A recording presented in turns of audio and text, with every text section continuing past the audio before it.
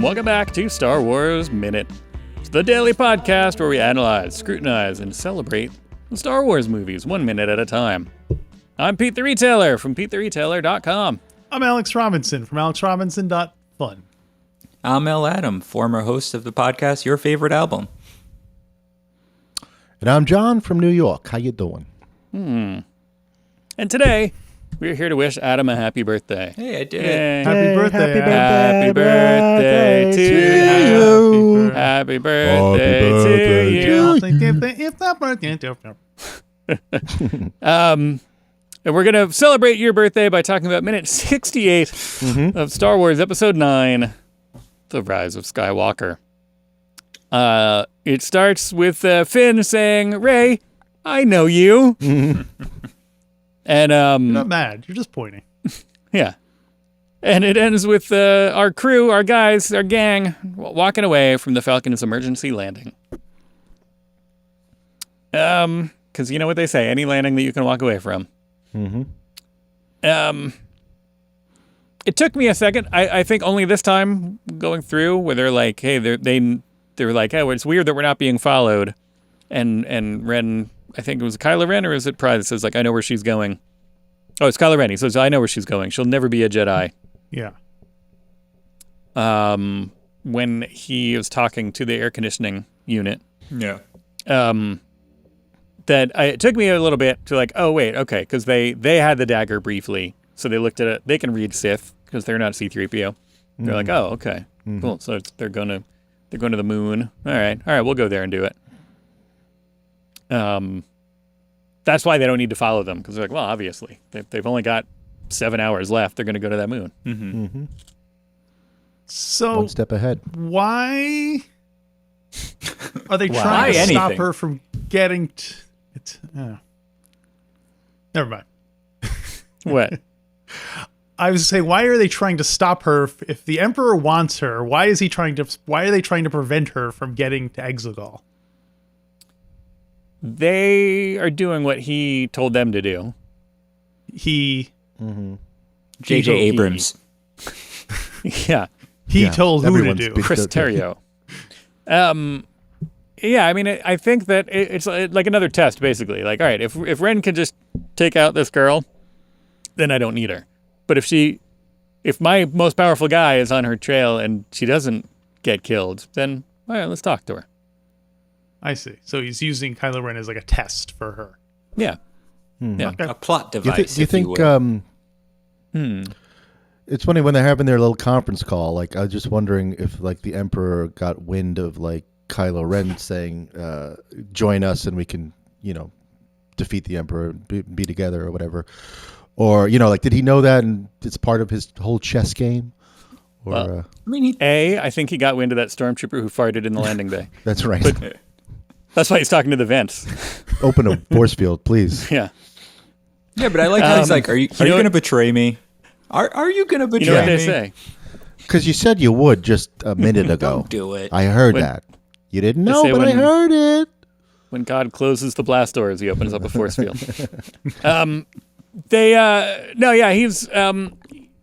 going back. So in the novelization, of course, I'm talking about the expanded edition of Star Wars: The Rise of Skywalker, Of course. by Ray Carson.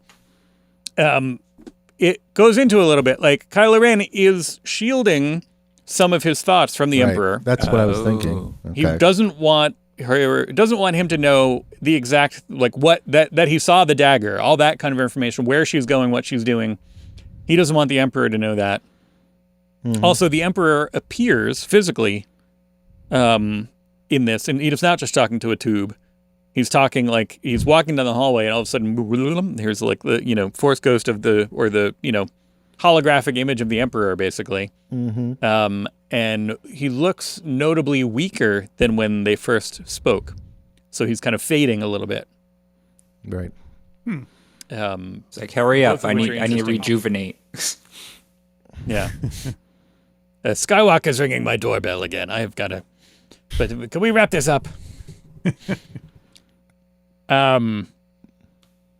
Yeah, so he's basically just kind of, once again, would love to see this kind of innocent bystanders view of this, almost like a Rosencrantz and Guildenstern are dead kind of a thing, or Tag and Bink kind of going through, seeing all this stuff that's going on as these Force users just start talking to walls and making, like necklaces disappear into midair. And yeah, there should be a recurring character of like a security guard who's watching all this. They just keep cutting back to him being like, what? We need the wine guy from wine guy. Every reaction is the wine guy. Yeah. Or he could just talk to the camera right after he talks to the Emperor or anything. Just like, can you believe this guy? Can you believe what he's doing? Like Ferris Bueller kind of thing. Right. But so many devices. Or Fleabag. Yeah. Well, this is the first time we've seen someone doing a long distance Force call other than Rey and the part of the dyad. You know what I mean? Rey and Kylo do it, but I don't recall anyone being able to long distance Force. I mean, Luke did it, but it killed him, I guess. But he did it. He manifested. Right. He like showed up and had a whole physical thing. Yeah. So, I guess. I mean, Palpatine. Anyway, yeah. Snoke said he was the one who put them in touch, but we don't know if that's true, right? Because A, he's the villain, and B, if they're a dyad, you think that would be a natural thing rather than something that the Emperor would have to kind of install.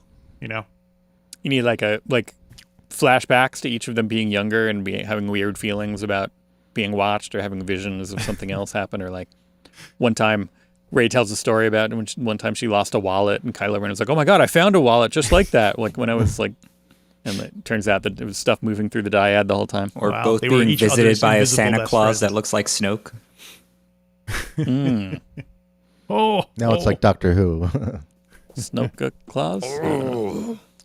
Snoke Claus. Snoke Claus? Snoke Claus. So Rey gets snippy with Finn and says, everyone says feels like they know me, but I don't. Yeah. I don't think anyone knows me. Right? Does she say something like that? Yeah, including herself. I don't know if that comes through again in the movie, but she's in the novelization. She talks about how she's including herself. She was doubting what she knows about herself, and she was like, "Well, all this. What about Rey, the person who I think I am? Like, is that really me? Maybe that was just Yeah. I'm pretending to be somebody else." She doesn't know, even herself. No. She's questioning everything since she heard these lies from Kylo Ren vis-a-vis the Emperor and temporarily Snoke. One thing I am questioning myself is Kylo Ren saying she will never be a Jedi. Mm-hmm. Hasn't that horse kind of already sailed? Like, what more does she need to do to be a Jedi? We don't get the horses She's already horses are later in the week. The horse has sailed. Yes. She's already like lifting stuff and healing snakes and doing all sorts of Force stuff. What more does she? What's the final exam that they think is going to be the thing that pushes her over the edge? Vader. She must confront Vader. Yeah. She already did. She broke his helmet in that last scene. So it seems like that's it. She's done. All right, there you go. Yeah, she just did that. So she's like that should be a. You should be like, oh, she'll never be a Jedi. And then you get, Mitaka or a stormtrooper or somebody coming up to him and be like, sir, the scavenger was in your room and smashed your helmet. And he's like, oh, no! She did that? And also, if I was Palpatine, I'd clarify. I'd be like, well, it's great that she's not going to be a Jedi, but remember, I want her dead. It's not like, right. I don't just want her to not be a Jedi. I want you to kill her, and that's the plan, right? We're all on the same page. Right. That Monty Python. Oh, yeah, we'll bring her to you, and then you kill her. No, you kill her first, and then you can bring her to me. That's fine, but right. The important thing is... She will never become a Jedi. She'll become the Jedi. There's no other ones right now. So, or maybe he's doing reverse psychology. He's like, kill her. Palpatine is? Yeah, and he knows he's going to betray him and bring her and then try to overthrow him. And he's like, great, now I can steal your energy. Right. Yeah.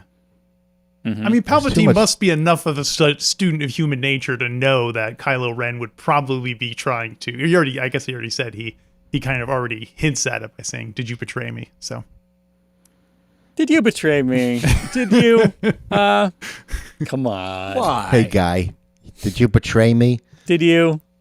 I knew it. There's too much deception, too many layers. It's like the days of our lives. Layers barely in this one. That's the problem. That's right. I know. Layer. Saw Guerrero was right. Oh. So we cut to Crash landing. crash landing, You think and as they're flying in, we see Jana with the scanner. Perhaps evoking the Masasa throne room guy on the pole. Ring You see theory. Jana with the scanner going like whoop, whoop, whoop, as the Millennium that Falcon was goes a overhead. scanner? I thought that was like a radar detector. Yeah, whatever it is. I think she was just like it's like the thing at the grocery store. It's a She's, wish like, list reading thing. the She's like, ooh, I want one of transponder. those. The QR. Yeah, exactly. Yeah. She won a shopping spree on Kef Bir. I did look it up in the Kef visual Bir. dictionary. And Oh yeah. Oh, yeah.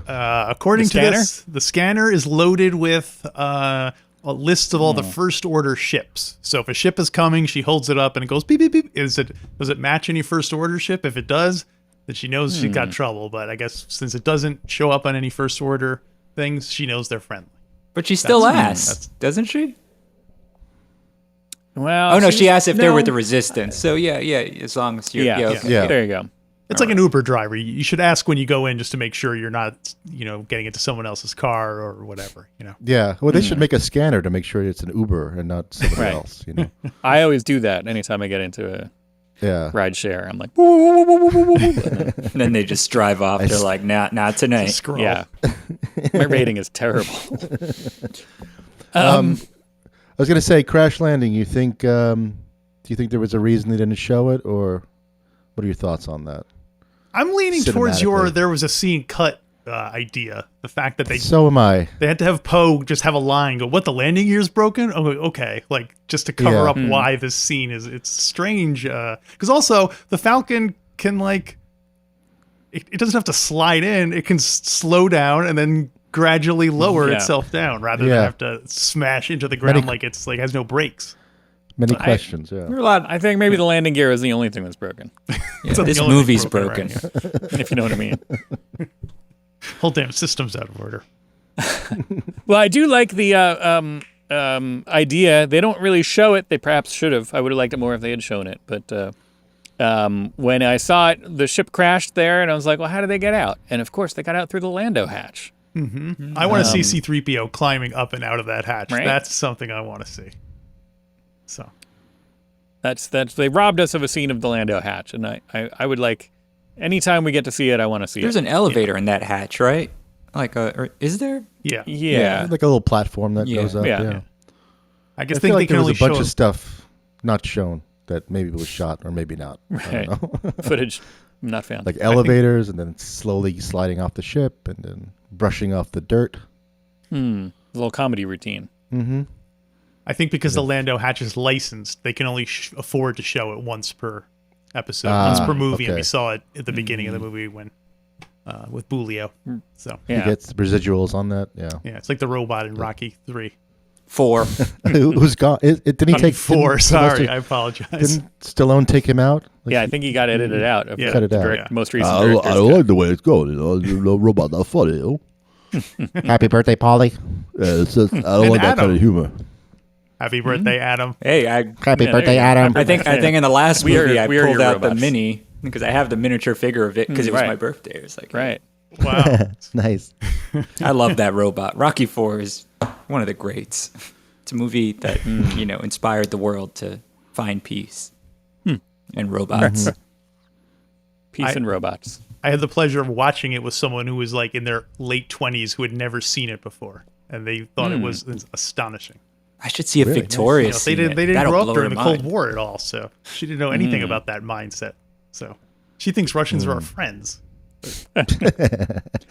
That was not to go off on a Rocky Four tangent, but I think I've told you all this before, perhaps at some point, that my mom and another mom took my friend and I into Manhattan to go see a play. We were going to go see a musical, and it was going to be this day of culture, and the musical had closed after like 16 showings or something like that. It was no longer available, and so we just got up, and it was literally like Wally World or something like that. It was all locked up. We couldn't get in. We were like, oh, and they were like, what are we going to do? And somehow my friend and I convinced them to let's go see Rocky 4. And so it ended up being the exact opposite of like a cultural, Well, it depends on how you look at it. well, yeah, that's true. Had you seen the Rocky? Were you like, oh, I want to see Rocky 4 because I love all the other Rocky movies, or just that it was just something that was playing and it looked fun? I think I'd seen 3 like a million times. Oh yeah, Mr. T. I think 4 was my first one. It was my Spaceballs. That makes sense. Yeah. Is there like a Spaceballs equivalent that you saw for Rocky instead of that? Like, I don't know, Loaded saw, Weapon? like, Gladiator, starring What was that? Cuba Gooding Jr. and the guy from Twin Peaks, and Brian Dennehy. Well, they're not. Did who? Bob? Were there not? Bob Are there from not Twin Peaks. boxing parody movies? Were there not a lot of boxing? There's a scene in There's Hot action Shots. parody. Yeah, but not just boxing. Like not a, or I don't know. Maybe there's been one of those like the stupid sports movie or scary movie or like yeah. Didn't Police Squad have a boxing episode? Some episode with a boxer in it? Oh sure, yeah. yes, Police yes, Academy. They covered all the boxing jokes. Police Academy 2 or 3, I think, had a boxing scene. Because Tackleberry's brother-in-law, he boxes someone. That's his whole gimmick. It's like the family just Right, the family beats boxes up. each other. Yeah. Yes. Right. And But Tackleberry's a virgin. it's odd that they didn't. They never did a like a boxing like Spaceballs, but for Rocky. I guess by the time, I don't know. I mean, Rocky was still culturally relevant Yeah. on and off for a while. I'm surprised they just never did a boxing movie like that. I mean, There's still plenty I of don't know. dramatic boxing movies, so there's no reason they can't do one now, you know? Yeah, mix it all up. I don't know. Yeah, now there's with the Creeds and stuff, they Yeah. could do a new one. the Croods meet the it wouldn't Creeds. I'd watch that. There you go. I'd watch that. That's like the fake intro from an episode of You Can't Do That on Television. The Croods meet the Creeds will not be seen today. In order that we punch you in the face with this new episode. Whatever. There was a boxing parody, yeah. The Rocky. No, that was Rambo. Rambo can't read. Will not Yeah, be shown. reading tonight Rambo. because That's what it Rambo was. can't read. Yeah. Who was? Somebody else. Yeah. Anyway. Where were we? I think we've superhero wrapped. movie. I think we Lando Crash Hatch. Land. Oh, Yeah. my Crash Land, not shown. Planet of the Apes shot I wrote, because it does seem a little bit, there's something about it that seems kind of like the original Planet of the Apes to me, when they're coming up kind of behind the ship. We don't see a lot of these kind of, exterior Vistas. shots with a lot of camera movement. And as we're following them, kind of walking away from the Falcon and going over the hill, we the way that we're following them seems to me like very original Planet of the Apes for some reason. I wrote that it reminded And me of that kind of, Spaceballs. Like just well, the, you wrote that for Everything reminds now. you of Spaceballs. Yeah. That's your notebook. It's like all work and no play, except it's just Spaceballs, Spaceballs, Spaceballs. Use the It Schwartz. reminded me of Star Trek when the saucer section crash lands too. 'Cause It reminded me of The Force Awakens when the Millennium Falcon crashes onto Starkiller. But we Base. didn't follow them walking away from that, did we? No, I don't think so.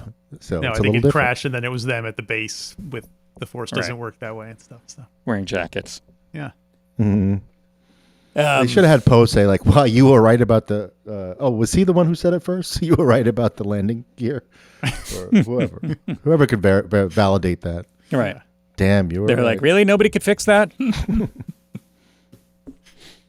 All right. Well, on that note, where they're walking away, that we'll find out where they're going tomorrow. You want to find out where we're going? Are you guys coming back? Can you want to Sure, more exciting come a little, minutes. do a little Yeah, whoop, whoop tomorrow on the show? exactly. There you go. That's what I'm talking about. elephant on the loose. Yeah. Yes. Elephant on the loose. Where was I? Yeah, if you want to know what we're up to, hey, we still seem to have some kind of social media presence. So, hey, check that out. Right? Twitter could still be a viable thing. We don't know. We're there sometimes as Star Wars Minute. Instagram, we're there more often because it's a little less, aggressively painful than Twitter. So we're the Star Wars Minute over there. They're working on I it. had a nice streak of posting some clips to TikTok every day for a while. Kind of lost that a little bit, but I brought it back a little bit here and there. If you want to check us out, we're the Star Wars Minute on TikTok. StarWarsMinute.com/Facebook. That'll get you to Star Wars Minute Listeners Society, a group of fans and listeners and former guests of the show who have a whole ongoing discussion over there. And we already mentioned if you join us on Patreon, you get exclusive access to the Discord, which Alex and I are actively on. We chat with listeners, Patreon supporters over there all the time.